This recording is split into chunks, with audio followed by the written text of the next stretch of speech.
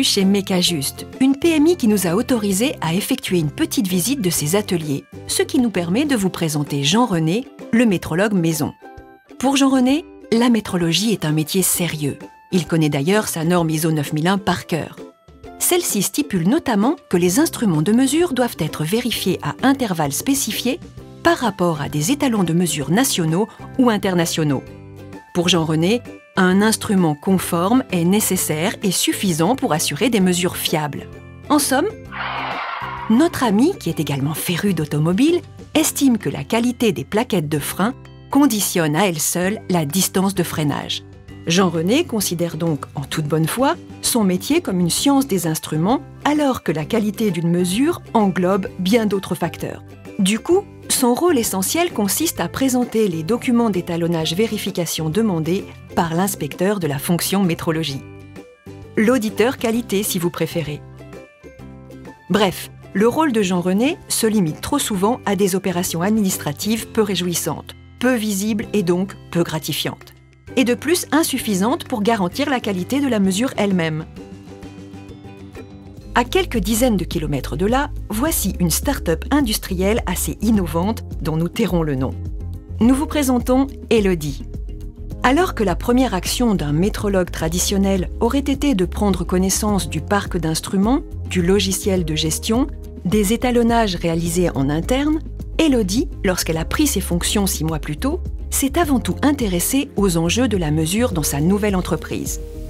Comprendre les attentes, explicites ou non, des différents acteurs qui utilisent d'une façon ou d'une autre un résultat de mesure pour prendre leurs décisions.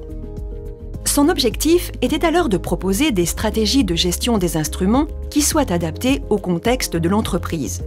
En s'appuyant sur des normes et des guides, elle savait qu'elle pourrait proposer à ses collègues des solutions performantes de gestion plus efficaces que des périodicités arbitraires sans réel fondement.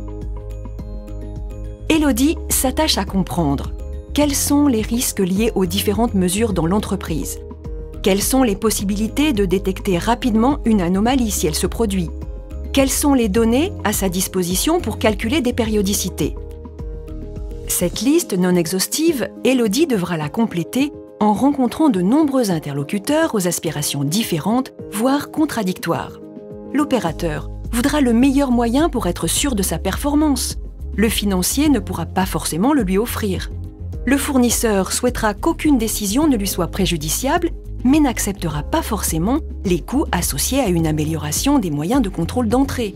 L'auditeur vérifiera si on a répondu aux obligations administratives de la norme.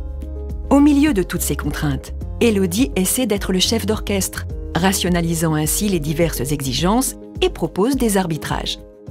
En établissant des objectifs quant au résultat de son action vis-à-vis de chacun de ses interlocuteurs, et non du seul auditeur, elle a également les moyens d'alimenter le système qualité en indicateurs pertinents. Vous êtes perplexe? Je vois votre question. Comment Elodie trouve le temps de faire tout ça? La réponse est simple. Elodie a choisi un prestataire, ou plutôt un partenaire, qui a su l'aider à mettre en place une vraie stratégie de gestion des moyens de mesure. Faire le point sur les moyens réellement nécessaires à l'activité, hiérarchiser les efforts de gestion en fonction de la criticité des utilisations, définir les bonnes erreurs maximales tolérées nécessaires, optimiser les périodicités en fonction du besoin, mettre en place des actions de surveillance des processus de mesure, par exemple des comparaisons inter-instruments. Conséquence, Elodie effectue beaucoup moins d'étalonnage que Jean-René par exemple. Elle maîtrise son parc, elle ne subit pas des dates. D'ailleurs, lors du dernier audit externe, l'auditeur a été séduit de voir cette nouvelle approche et a noté sur le rapport d'audit un point fort. Gestion des ECME qui permet d'envisager une amélioration de l'efficience du processus. Ce qui a ravi Elodie et sa hiérarchie. Laissons Elodie rentrer chez elle après une journée bien remplie. Ce que pratique Elodie, nous l'appelons la Smart Métrologie. Elle permet d'atteindre le juste nécessaire, c'est-à-dire l'efficience, et contribuer ainsi à la performance et donc à la compétitivité de votre entreprise. Trop souvent, en effet, les mesures sont réalisées plusieurs fois avec des processus très coûteux pour tenir les tolérances, souvent exagérées. La qualité du produit n'en est pas meilleure pour autant. Il est temps de se concentrer sur les tâches utiles en les valorisant. La Smart Métrologie, C'est la démarche que Delta Mu mène depuis des années et vous invite à adopter à votre tour pour que de plus en plus de Jean René deviennent des smart métrologues. Comme Elodie.